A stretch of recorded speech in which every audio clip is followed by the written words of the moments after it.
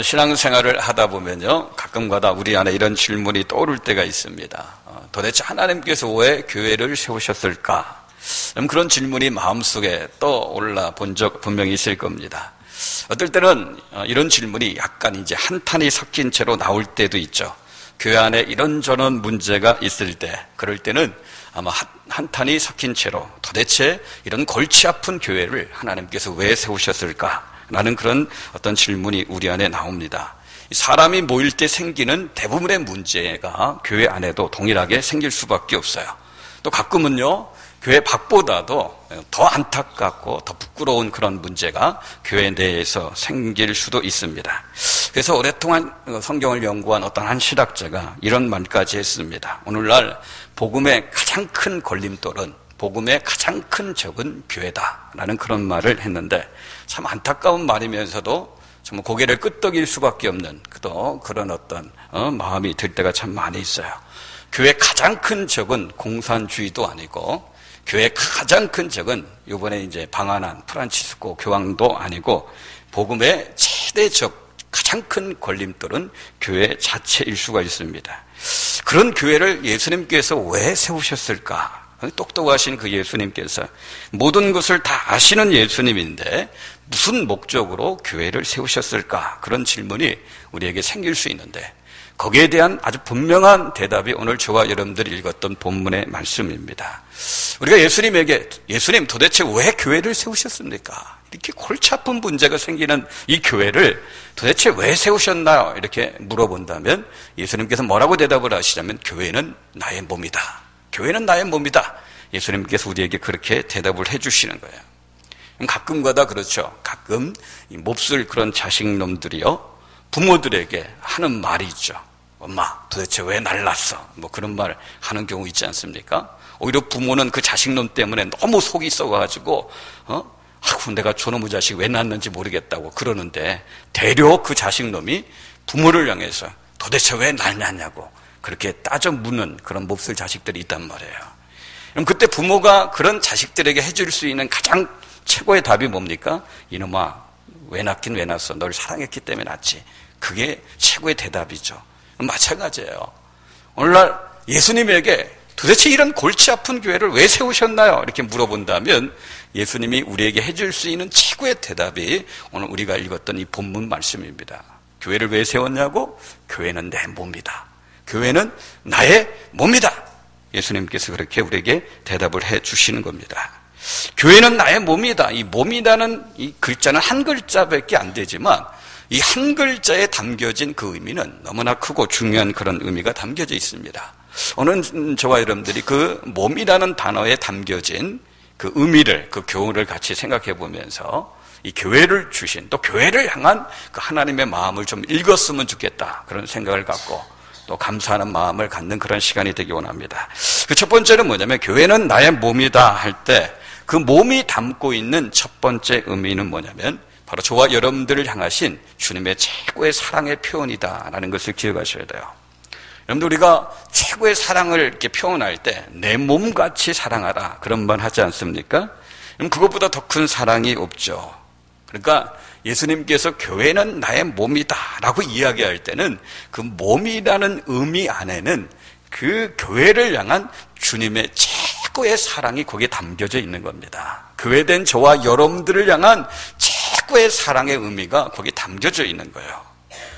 더 나아가서 주님의 몸인 교회, 그리고 주님의 몸인 교회를 구성하는 저와 여러분들을 예수님께서 최고의 사랑으로 사랑하겠다라는 그런 의지적인 표현이 요 의미 속에는 담겨져 있는 겁니다.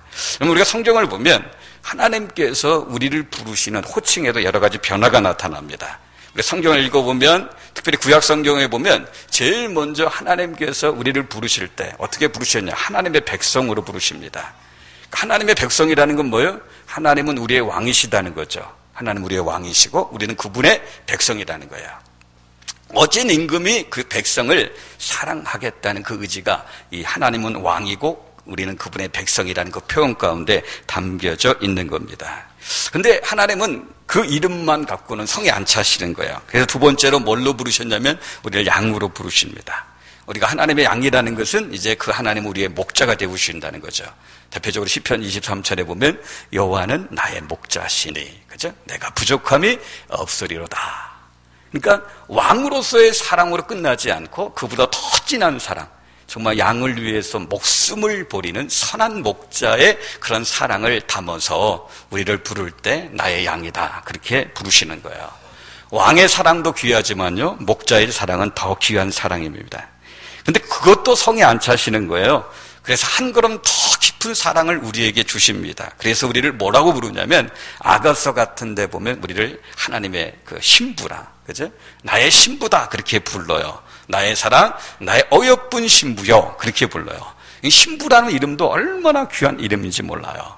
목자가 양을 사랑하는 그 사랑보다 남편이 아내를 사랑하는 그 사랑이 더 귀한 사랑인 겁니다. 근데 여기에 머무르지 않고 이제 예수님께서 십자가 사역을 통해서 우리의 구원을 다 완성하시고 저와 여러분들을 구원하시고 구원의 선물을 주시고 하나님 자녀 삼으신 다음에는 그 수준에 멈추는 게 아니라, 그러니까 남편의 사랑만 갖고도 안 된다는 거예요. 여러분들, 아내들이 남편을 왜 남편이라고 부릅니까? 왜 남편이라고 불러요? 남의 편이니까. 그죠? 내 편이 아니에요. 중요할 때 보면 꼭 남의 편에 설 때가 많죠? 남의 편이니까 남편이라고 불러요. 그러니까 남편의 사랑만 갖고도 안 된다. 남편의 사랑보다 더 진한 사랑을 내가 너희에게 주겠다. 그래서 우리를 부르신 이름이 뭐냐면 몸이라는 이름이에요. 너희는 내 몸이다. 교회는 나의 몸이다. 너희들은 나의 몸이다. 예수님이 저와 여러분들을 사랑하는데 예수님의 몸처럼 사랑하겠다는 거예요. 여러분들, 우리들 보세요. 우리들도 우리 몸을 얼마나 사랑합니까? 우리 건강 얼마나 챙깁니까? 지난번에 이마트에 한번 가본 적이 있는데, 이마트에 갔는데 어느 코너에 가보니까 사람들이 막 떼거지로 몰려 있어요. 도대체 저 코너가 뭔데 저렇게 사람이 많이 몰려 있나? 가서 봤더니 다른 코너가 아니라 유기농 코너입니다. 유기농 코너에 사람들이 다 이렇게 몰려 있어요. 거기 몰려 있으면서 사람들이 하는 말 중에 어떤 말을 하냐면, 다른 건 몰라도 두부만큼은 꼭 유기농 두부를 먹어야 된다. 무슨 논리에서 그런 말을 하는 건지 잘 모르겠지만 두부만큼은 유기농 두부를 먹어야 된다. 그러면서 뭐 풀무원 두부 있죠. 막 유기농 두부, 다른 두부보다 2배, 3배 비싼 건데도 그걸 막 살려고 막, 그죠? 유기농 채소 막 살려고. 그만큼 자기 몸을 뭐 하는 거예요? 챙기는 거죠. 자기 몸만큼 사랑하는 게 없죠. 저 아는 친구도요, 고기를 얼마나 좋아하는지 몰라요. 2근 정도는 넉근히 먹고, 또 어떨 때는 3근까지도 먹어요. 근데 그 친구가 한번 만나서 식사를 하는데 삼겹살, 그 친구가 그렇게 좋아하는 삼겹살을 먹는데 한 점, 2점 먹고 그만 먹더라고요. 그래서 너 왜 그러냐? 그랬더니 그 고기에 관계된 수치가 높이 나와가지고 의사 선생님 앞으로 절대 고기를 많이 먹지 말라, 그렇게 얘기했기 때문에 자기는 이제 고기를 잘 안 먹는다. 그렇게 좋아했던 고기도 어떻게 절제하더라고요. 뭐 때문에 그래요? 자기 몸을 그렇게 사랑하기 때문에 그런 거예요. 그런 의미가 지금 여기에 담겨져 있는 거예요. 그래서 어떻게 보면 우리가 한자로 몸체자를 쓰는데, 이건 몸체자가 아니라 몸애자를 써야지 만들 것 같아요. 그만큼 자기 몸을 사랑합니다. 모든 사람들이 자기 몸을 사랑해요. 그러니까 주님께서 교회가 나의 몸이다 그럴 때는 그런 의미가 거기에 담겨져 있는 거예요. 그만큼 주님께서 교회를 사랑하시겠다는 거죠. 그만큼 교회된 저와 여러분들을 사랑하겠다. 그 주님의 의지가 담겨진 표현이 바로 교회는 나의 몸이다. 이 표현이 바로 그런 의미가 담겨져 있는 겁니다. 그럼 다시 한번 기억하십시오. 그럼 우리가 예수님의 뭐라고요? 우리가 예수님의 뭐라고요? 몸입니다. 몸. 그 말의 의미가 뭐라고요? 저와 여러분들을 사랑하시는데 최고의 사랑으로 우리를 사랑하시겠다는 거예요. 어느 누구도 비교할 수 없는, 이 땅에서 어떠한 사랑과도 비교할 수 없는 가장 큰 사랑으로, 가장 놀라운 사랑으로 저와 여러분들을 사랑하겠다라는 그런 표현이 이 몸이라는 단어 속에 담겨져 있는 겁니다. 두 번째로, 교회는 나의 몸이다 그럴 때 여기에 담겨진 두 번째 의미는 뭐냐면 결탁이라는 의미가 여기 담겨져 있습니다. 여러분, 결탁이라는 말이 뭐였죠? 하나 되는 거죠. 하나됨을 이야기하는 거예요. 한 몸을 이루는 것을 이야기하는 겁니다. 예수님이 저와 여러분들을 몸으로 부르시는데, 이 몸으로 우리를 부르셨다는 것은 우리를 사랑한다는 의미도 담겨 있지만, 그것보다 또 강한 또 의미가 뭐냐면 이제 우리는 한 몸이다. 이제 우리는 함께 결탁되었다. 그런 의미가 담겨져 있어요. 다른 말로 하면 이 결탁되었다는 말은 이제 나와 너는 따로따로 있는 존재가 아니라 이제 한 운명 공동체가 됐다는 거야. 예수님이 살면 너도 살고 네가 살아야지 나도 산다. 그런 말이에요. 한 고통을 같이 겪는 한 고통 공동체가 되었다는 그런 의미가 거기 담겨져 있는 거예요. 그러니까 주님이 저와 여러분들을 교회로 부르셨는데 교회가 나의 몸이다 그럴 때는 내가 너와 함께 운명을 같이 하겠다. 내가 너와 함께 고통을 같이 나누겠다라는 그런 의미가 거기에 담겨져 있는 거예요. 그럼 유대인들의 지혜서라고 하는 탈무드에 보면 아주 재미있는 이야기가 하나 나와요. 이상한 아이 하나가 태어났는데 몸은 하나인데 머리가 둘입니다. 그래서 이 머리가 둘인 그 아이를 놓고 사람들이 논쟁을 벌이는 거예요. 이 사람이 한 사람인가 두 사람인가. 어떤 사람은 몸이 하나이기 때문에 이 사람은 한 사람이다 그렇게 이야기하고, 어떤 사람은 이 둘은 맨날 얼굴 보고 싸우기 때문에 이거 두 사람이다 그렇게 얘기하는데, 그 논쟁을 그냥 지혜로운 납비가 순식간에 이제 종식을 시키는데 뭐라고 이야기하냐면, 한쪽 머리에다가 뜨거운 물을 한번 갖다 부으라는 거예요. 한쪽 머리에다 뜨거운 물을 갖다 부으면 다른 쪽 머리가 같이 막 찡그리며 고통을 느끼면 이건 한 몸이다. 그런데 한쪽 머리에 이 뜨거운 물을 갖다 붓는데 다른 쪽 머리가 씩씩 웃고 빙그레 웃으면 이거는 두 사람이다. 그렇게 이야기함으로 말미암아 거기에 대한 논쟁을 이렇게 종식시키는 겁니다. 여러분들, 교회는 나의 몸이다 라는 말이 거기에 담겨져 있는 거예요. 고통을 이렇게 함께 나누면 한 사람인 겁니다. 고통을 함께 나누면 한 사람이고, 한 사람이 고통을 당하는데 나 몰라라 하면 그건 두 사람이게 되어진 거죠. 근데 주님께서 교회는 나의 몸이다 그럴 때는 무슨 말이라고요? 한 운명 공동체, 한 고통 공동체예요. 우리가 고통을 당하면 주님께서도 같이 고통을 당하시는 거죠. 여러분, 우리가 그래서 사도행전에 보면 이 사울이라는 사람, 그죠? 바울의 히브리식 이름이 사울 아닙니까? 이 사울이라는 사람이 예수님을 만나기 전에 어떤 사람이었어요? 교회를 잔멸했던 사람이죠. 예수 믿는 자들을 잡아 죽였던 사람이에요.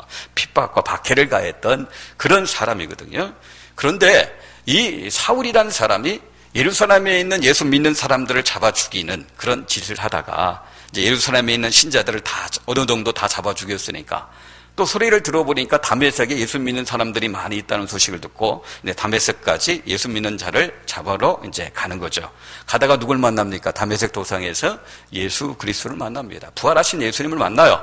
그때 부활하신 예수님께서 사울을 찾아와서 하신 말씀이 뭐예요? 사울아, 사울아, 네가 왜 나를 핍박하느냐? 네가 왜 나를 괴롭게 하느냐? 그렇게 말씀을 하셔요. 그럼 사울은 예수님을 만난 적이 없어요. 사울은 예수님을 직접 핍박한 적이 없습니다. 예수님이 죽고 부활하신 다음에 사울이 부름을 받았기 때문에 살아생전에 예수님을 만난 적도 없고, 그죠? 예수님을 핍박한 적도 없어요. 사울이 한 짓이란 그저 예수님 믿는 사람들을 핍박한 거고, 예수님을 믿었던 사람들이 모였던 교회 공동체를 핍박한 것이지, 예수님을 핍박하거나 예수님 자체를 어떻게 괴롭게 한 적은 한 번도 없어요. 그럼에도 불구하고 예수님께서 사울에게 뭐라고 해요? 사울아, 사울아, 네가 왜 나를 핍박하냐? 그렇게 말씀하시고 있는 거예요. 그럼 왜 그렇게 말씀하십니까? 주님과 예수님과 교회는 이제 한 몸이 되기 때문에, 한 운명 공동체고 한 고통 공동체이기 때문에 그런 거예요. 그 땅에 있는 교회가 고통을 당하면 그 고통은 부활하신 주님과 연결이 돼 있는 겁니다. 하늘에 계신 주님하고도 연결되게 돼 있는 거예요. 그런 의미에서요, 예수 믿는 사람에게는요, 홀로 당하는 고통은 있을 수가 없습니다. 예수 안 믿는 사람은 모르지만 예수 믿는 사람들은 절대로요, 홀로 고통을 당하지 않습니다. 내가 당하는 고통, 남들이 이해를 해주지 못하고 남들이 모른다 할지라도 적어도 내가 예수 믿는 사람이라면 내가 당하는 고통은 절대 혼자 당하는 고통이 아닙니다. 왜 그렇습니까? 예수님과 우리는 한 몸이기 때문에 그래요. 한 고통 공동체이기 때문에 그래요. 내가 잘못해서 당하는 고통이든 그렇지 않든 우리는 절대 예수 믿는 사람인 이상 우리가 당하는 고통은 절대 홀로 당하는 고통이 아닙니다. 혹시 저와 여러분들 가운데 고통 가운데 있는 그런 분들이 있다면 정말 이 말씀이 여러분들에게 위로가 되길 바랍니다. 이 고통을 서로 나누면 훨씬 어떻게 해요? 견딜만 하지 않습니까? 지금 여러분이 당하는 고통이 무엇인지 모르지만, 그 고통을 내가 왜 당하는지 모르지만 분명한 것은요, 절대로 여러분들 혼자 고통당하는 것이 아닙니다. 예수님께서 함께 당하시고 있는 거예요. 그럼 그 사실을 기억하시고 힘겨운 고통도 여러분들 잘 견뎌나가시고 이겨나가시기를 주님의 이름으로 축복합니다. 그리고 꼭 기억할 사실이 있어요. 여러분, 그러면 안 되는데, 우리가 연약하기 때문에 때로는 우리가 다른 사람들에게 고통을 줄 수가 있어요. 이때 기억할 것이 뭐냐면, 그 사람이 예수님을 믿는 사람이라면 우리가 그 사람에게 고통을 가한다면 그 고통은 그 사람에게만 강하는 고통이 아니라 하늘에 계신 예수님에게 고통을 가하는 그런 사실이라는 것도 기억하셔야 되는 거예요. 여러분, 정말 우리의 귀가 열리면요, 정말 교회와 그 성도들을 핍박했던 사울을 향해서 사울아, 네가 왜 나를 핍박하느냐? 나는 그런 주님의 음성이 들리게 돼 있는 거예요. 정말 내가 예수 믿는 사람이라면, 내가 정말 예수 믿는 다른 사람들을 핍박할 때, 그들에게 어떤 고통을 가할 때 정말 우리의 귀가 열리게 돼 있어요. 사울아, 네가 왜 나를 핍박하느냐? 나는 그런 음성이 들리게 되어 있습니다. 그렇기 때문에 여러분들, 우리 예수 믿는 사람들은 모든 사람들을 대할 때 인격적으로 대할 줄 알아야 돼요. 인격적으로 대할 줄 알아야 되고, 더욱이 예수 믿는 사람들을 대할 때는 예를 갖추고 대할 줄 알아야 되는 거예요. 왜냐하면 주님과 한 몸이기 때문에 그런 거예요. 주님과 결탁한 운명 공동체, 고통 공동체이기 때문에 그런 겁니다. 한 걸음 더 나가서요, 우리 중에 절대 이런 사람이 없겠지만 가끔 교회를 핍박하는 사람이 있습니다. 교회를 정말 힘들게 하는 그런 사람들이 있어요. 말로 교회를 핍박하고 교회를 힘들게 하는 사람도 있을 수 있고, 또 실제로 물리적으로 교회를 괴롭히고 힘들게 하는 사람이 있을 수 있어요. 근데 여러분들 꼭 기억하셔야 돼요. 교회를 힘들게 하는 거, 그 사람 자유지만요, 그러나 분명히 각오하시고 그런 일을 하셔야 돼요. 지금 그가 교회를 괴롭게 하고 힘들게 하는 것은 교회만이 아니라 교회를 나의 몸이라고 말씀하신 그 주님을 괴롭게 하는 거고 주님을 힘들게 하는 것이라는 사실을 기억하셔야 됩니다. 나중에 책임을 져야 되는데 교회 앞에서만 책임을 질 것이 아니라 하늘에 계신 예수님 앞에서 그 문제에 대한 분명한 책임을 지셔야 되는 거예요. 사울이 교회를 핍박할 때 그 책임을 교회 앞에서만 지는 게 아니에요. 사울이 스데반을 돌로 쳐 죽였을 때 그 책임을 스데반 앞에서만 책임을 지는 게 아니라 하늘에 계신 주 예수 그리스도 앞에서 책임을 지는 것 같은 것과 똑같은 원리입니다. 어떤 사람들은 그래요. 교회가 뭐 교회 같아야지. 이런 교회가 무슨 주님의 모임이야. 그러면서 교회를 또 함부로 대하는 그런 경우가 있어요. 여러분, 물론 교회 중에는요, 거룩한 교회가 있고 좋은 교회가 있고 괜찮은 교회가 있고, 또 어떤 면에서 교회 중에는요, 부끄러운 교회, 욕먹는 교회, 앞에 그 신학자가 이야기한 것처럼 복음의 최대의 걸림돌은 교회다라고 말한 것처럼 어떻게 보면 복음의 걸림돌이 되어지는 그런 교회도 있을 수 있습니다. 실제로 교회 안에는요, 얼마든지 부끄러운 일, 부족한 일들이 많이 생길 수 있어요. 그러나 여러분들, 그럼에도 불구하고 변치 않는 사실이 있어요. 그런 교회 역시 예수님의 몸이라는 거예요. 교회라는 단어 앞에 어떤 수식어가 붙든 좋은 교회다, 좀 좋지 않은 교회다, 거룩한 교회다, 그렇지 못한 교회다, 어떤 형용사가 붙든 어떤 수식어가 붙든 그 교회 안에 예수님을 믿는 사람들이 있는 이상 그 교회는요, 교회 자체로서 중요한 거죠. 교회 자체로서 정말 중요한 거예요. 그 교회도 어떻게 주님의 몸인 거예요. 주님의 몸. 여러분들, 우리 몸을 생각해 보세요. 여러분들이 여러분들의 몸의 여러 신체 기관들을 볼 때, 나는 정말 이런 신체, 내 몸의 이런 지체를 볼 때는 참 자랑스럽고 막 행복한 그런 지체들이 있죠. 어떤 사람은 눈을 이렇게 보면, 내 눈은 참 이쁜 것 같아. 참 이렇게 눈도 크고 쌍꺼풀도 지고 아주 그냥 눈도 이렇게 맑고, 자기 눈을 보면 참 행복해하는 그런 분들이 있어요. 반면에 어떤 분은 자기 코를 보면 아주 불만족스럽게 생각하는 그런 분들이 있어요. 자기 코가 약간 이렇게 들창코 같기도 하고, 이게 0.5cm만 좀 이렇게 높아졌으면, 이게 여기다 칼을 대 말어, 뭐 그런 거면서 자기 코를 볼 때 약간 불만족스럽게 생각하는 분이 있어요. 여러분들, 자기 코가 불만족스럽고 그 코를 볼 때보다 안타까운 마음이 든다 할지라도 그렇다고 그 코가 자기 몸이 아니냐? 절대 그렇지 않습니다. 아무리 불만족스럽고 자기 다른 지체에 비해서 그 코가 부족한 그런 모습이 있다 할지라도 그 코도 자기 몸인 거예요. 주님에게 있어서 교회도 마찬가지예요. 부족한 면이 있고 때로는 안타까운 그런 면이 있다 할지라도 그 교회도 역시 주님의 몸인 거예요. 주님과 운명을 같이 하는 운명 공동체고요. 주님과 고통을 같이 하는 고통 공동체인 겁니다. 그러므로 교회가 부족하고 안타까운 면이 있다고 할지라도 그 교회를 함부로 대하거나 가볍게 무시하는 그런 언행이나 그런 행동을 하면 절대로 안 되는 거예요. 또 반대의 경우도 있습니다. 저와 여러분들이 주님께 받은 은혜가 너무 커가지고 정말 하나님께서 내게 주신 그 은혜가 너무 커서 내가 살면서 조금이라도 이 은혜를 좀 갚으면서 살고 싶다. 그런 마음의 소원이 여러분들에게 있다면 그럼 어떻게 하면 내가 받은 이 은혜를 조금이라도 갚으면서 살 수 있을까? 그럼 간단합니다. 그 은혜를 갚는 길은 딴 게 아니라 그럼 주님의 몸인 교회를 더 사랑하시면 돼요. 주님의 몸인 교회를 더 아끼시면 됩니다. 주님의 몸된 교회를 위해서 정성을 더 쏟으시면 되는 거예요. 그러면 우리가 교회를 더 사랑하고 교회를 더 아끼고 교회를 위해서 정성을 더 쏟으면 그럼 어떻게 되는 거예요? 그게 바로 주님과 연결이 된, 고통만 연결된 게 아니에요. 그것도 주님에게 연결됐기 때문에 주님께서 그 정성을 받으시는 거죠. 교회를 향한 우리 사랑, 그죠? 우리의 헌신, 그 놀라운 그 깊은 그 애정을 마치 주님이 받으시는 것처럼 그걸 어떻게 그대로 받으시는 겁니다. 그래서 주신 이름이 교회는 나의 몸이다. 그런 어떤 말씀을 우리에게 하시는 거예요. 여러분들 우리에게 주신 이 귀한 이름 정말 이 가슴에 품으시고요. 교회를 더 아끼고 정말 교회를 더 사랑하고 그죠?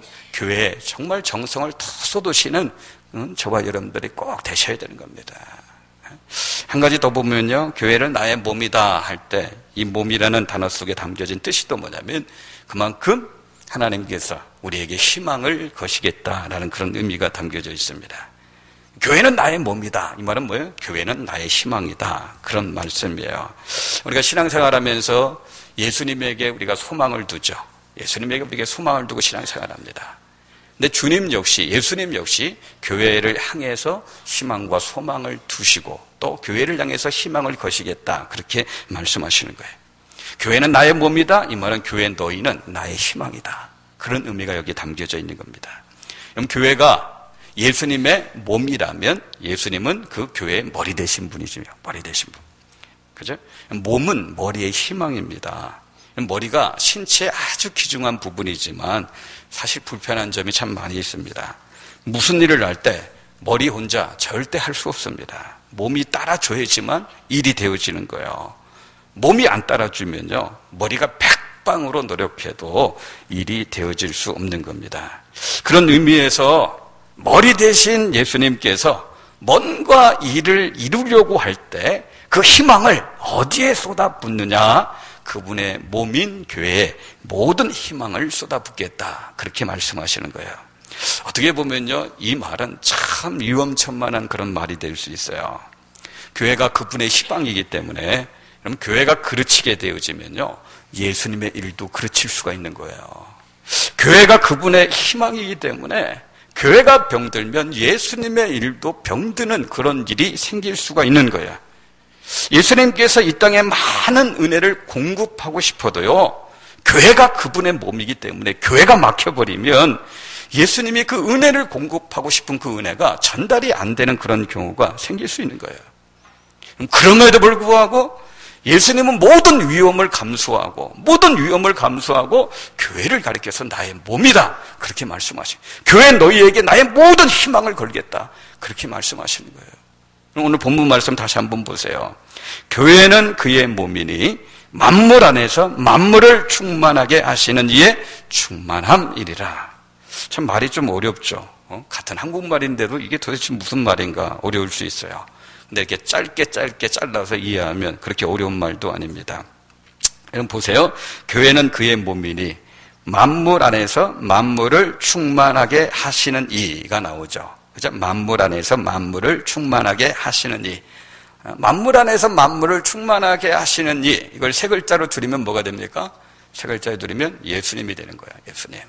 그럼 여러분들 만물 안에서 만물을 충만하게 하시는 요 말 대신에 예수님을 집어넣어 보세요. 그러면 이 말이 뭡니까? 교회는 그의 몸이니 예수님의 충만함이다. 교회는 그의 몸이니 예수님이 충만합니다. 교회라는 게 어떤 곳입니까? 예수님이 충만하게 계신 곳이에요. 예수님이 충만하게 계시다는 말이 뭡니까? 예수님 안에 있는 것들이 충만하다는 거예요. 예수님의 그 사랑, 예수님의 그 능력, 예수님의 그 은혜, 그죠? 예수님의 그런 기적, 그죠? 예수님으로 말미암아 나타나는 그 모든 좋은 것들이 충만하게 있는 곳, 그것이 뭐예요? 교회.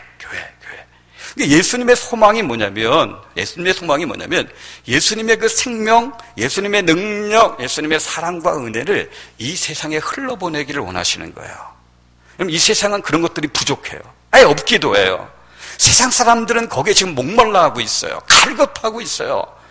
세상에 믿지 않은 사람들이 그런 것에 목말라하고 있고 세상은 그런 것들을 공급할 수 없는데 예수님께서는 그런 세상 사람들에게 목말라하고 있고 갈급하고 있고 주위를 돌아봐도 찾을 수 없는 그들에게 이 예수님의 사랑과 예수님의 능력과 은혜와 생명을 충만하게 공급해 주길 원하는데 그 예수님의 사랑과 능력과 은혜, 그 생명을 충만하게 공급하는 유일한 통로가 뭐냐면 교회라는 거예요.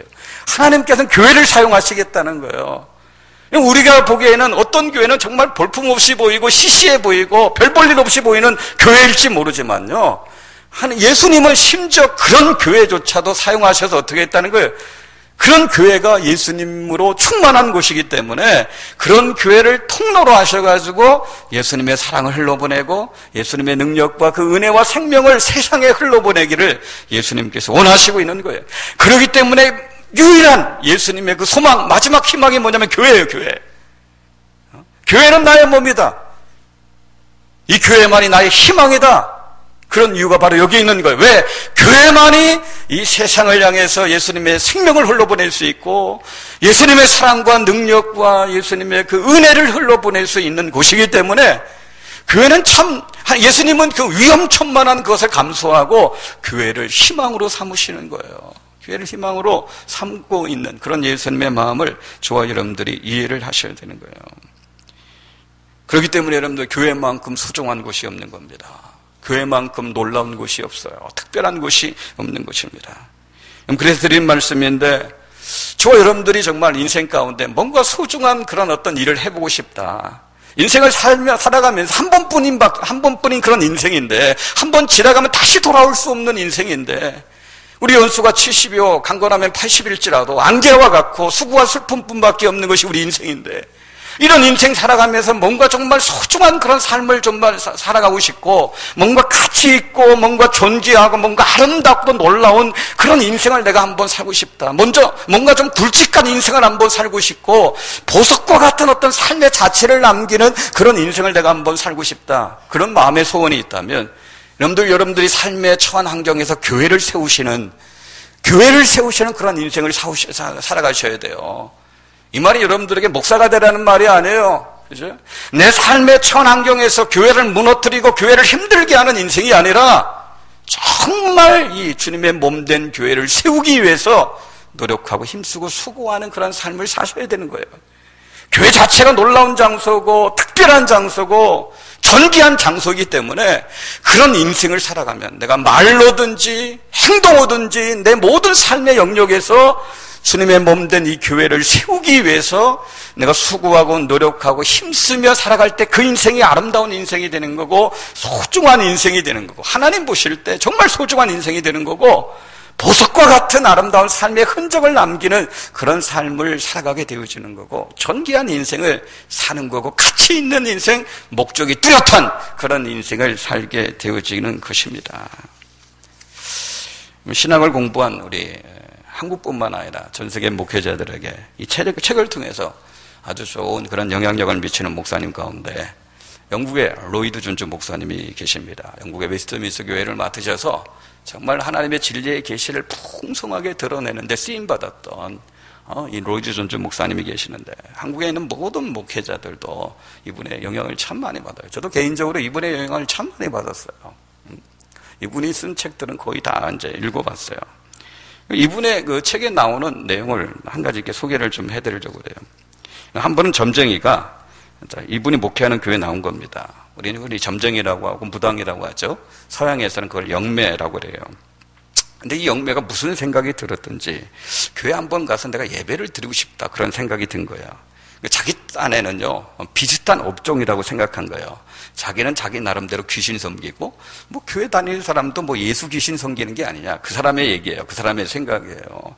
그러니까 비슷한 업종에 있는 사람끼리 좀 친하게 지내면 어떠냐. 그래서 교회 가서 한번 예배를 좀 한번 드려봐야 되겠다, 그런 마음으로 교회 나온 거예요. 근데 그 사람이 예배 드리러 교회 나왔다가 첫날 예배를 드리다가 회심을 한 거예요. 회심하고 죽을 때까지 하나님을 잘 믿는, 예수님을 잘 믿는 신앙인으로서 삶을 살아간 거예요. 오랜 세월이 흐른 다음에 이 사람이 로이드 존스 목사님을 찾아와서 간증을 한 겁니다. 자기가 오랫동안 이렇게 영매, 그 생활, 무당 점쟁이 그런 생활을 했는데 왜 내가 그런 영매를 버리고 예수님을 믿게 되었는지 간증을 해요. 그 간증의 내용이 뭐냐면 자기가 처음으로 예배 드릴 때 아주 독특한 경험을 했다는 거예요. 그 경험이 무슨 경험인지 한번 읽어드릴게요. 예배당에 들어가서 사람들 사이에 앉는 순간 어떤 능력이 느껴졌습니다. 우리 영매들 모임에서, 강신술 모임에서 익숙하게 경험했던 그런 능력이었습니다. 그런데 큰 차이가 한 가지 있었다면 예배당에서 느낀 능력은 정결한 능력이었습니다. 깨끗한 능력이었습니다. 이걸 이분이 체험하고 예수님을 믿게 되어지는 거예요. 우리는 잘 못 느껴요. 평범한 사람들은 잘 못 느끼는데요. 특별히 이 강신술, 신이 내린 무당이나 점쟁이들은요, 이런 능력을 쉽게 느낍니다. 그 분위기에 쉽게 그렇게 느껴요. 강신술 모임 가운데서, 영매들 모임 가운데서 같이 이렇게 신이 내린 사람들끼리 모이다 보면 뭔가 초자연적인 능력이 쉽게 느껴집니다. 저와 여러분들 그걸 잘 못 느낄 수 있어요. 우리는 평범하게 신앙생활 하는 사람이기 때문에. 근데 영매들, 그죠, 무당들은 그래요.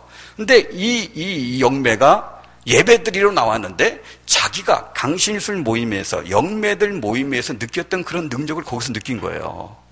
익숙한 그런 능력을 거기서 경험한 거예요.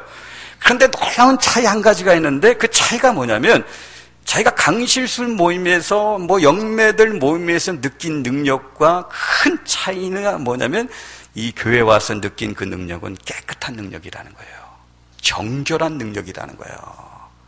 영매들, 강신들 모임 가운데 느낀 능력은 더럽고 막 그런 추잡한 그런 것도였는데 그것과 비교가 안 되는 아주 깨끗하고 정결한 능력을 여기서 경험한 거예요. 그걸 딱 경험하고 나서, 야, 내가 오늘 번지수를 제대로 찾았구나. 내가 이 신에게 내 인생을 맡겨야 되겠구나. 그래서 자기가 이전에 믿던 영매를 벗어버리고 하나님을 믿는 놀라운 회심을 하게 되어지는 거예요. 여러분들, 정말 저와 여러분들은 잘 못 느낄지 모르지만요, 이곳은 그 예수님의 정결하신 능력이 임재하시는 장소입니다. 장소예요.